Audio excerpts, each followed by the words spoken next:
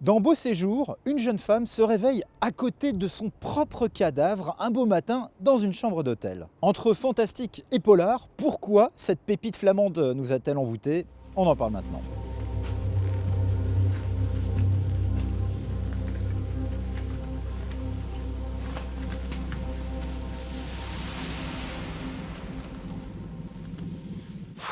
J'aurais pas dû la laisser, elle était complètement miongée.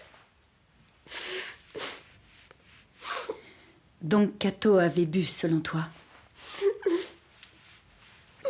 Prix du public en 2016 au Festival Sérimania, Beau Séjour est une nouvelle curiosité qui nous vient de la Belgique, cette fois côté Flandre, et qu'Arte nous fait découvrir. Entre paranormal et polar, cette série de 10 épisodes suit le cauchemar de la pauvre Cato, une adolescente qui se réveille au petit matin dans une chambre d'hôtel où elle découvre dans la salle de bain son propre cadavre à la tête bien fracassée. La jeune fille prend vite conscience de son état de fantôme devant l'indifférence de son entourage, à l'exception de 5 personnes qui peuvent la voir et interagir avec elle, dont son père et une amie. Cato, Alexander vient de me dire qu'il avait fouillé la chambre de l'hôtel Beau Séjour et qu'il n'avait rien trouvé. Je le crois pas, t'es sérieux là? Et je pense qu'on devrait peut-être attendre un peu avant de faire des déclarations. Alors, qui a tué Cato? Pourquoi 5 de ses proches peuvent-ils communiquer avec elle? Le mystère reste entier. Beau Séjour marche en équilibre sur un fil ténu entre deux mondes, comme son héroïne d'ailleurs, le fantastique et le réalisme, mais aussi la tragédie et la comédie, le tout sans jamais paraître incohérente.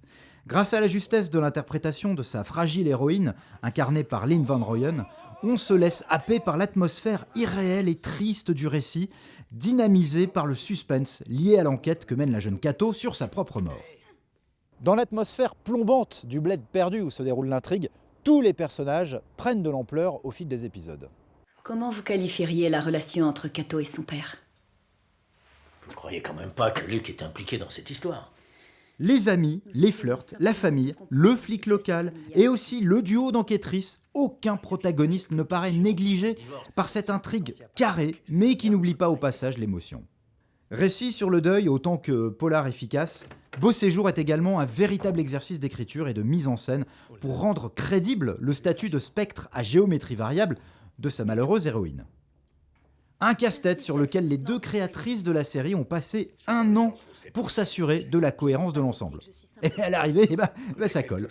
Au passage, on est toujours ravi de retrouver à l'écran l'excellent Jan Amenecker dans le rôle ici du beau-père de Cato, acteur vu dans la saison 1 des Témoins sur France 2 et qui fera partie également de la saison 2. Bref, avec son ambiance entre Agatha Christie, les films de Night Shyamalan et David Lynch, Beau Séjour présente les mêmes qualités esthétiques que sa consoeur wallonne Ennemi Public, vue récemment sur TF1, et confirme donc à son tour qu'il se passe vraiment quelque chose en Belgique sur le front des séries. D'accord, on va aller inspecter cette chambre. Yes! Mais j'espère que vous ne nous baladez pas, parce que vous risqueriez de le regretter.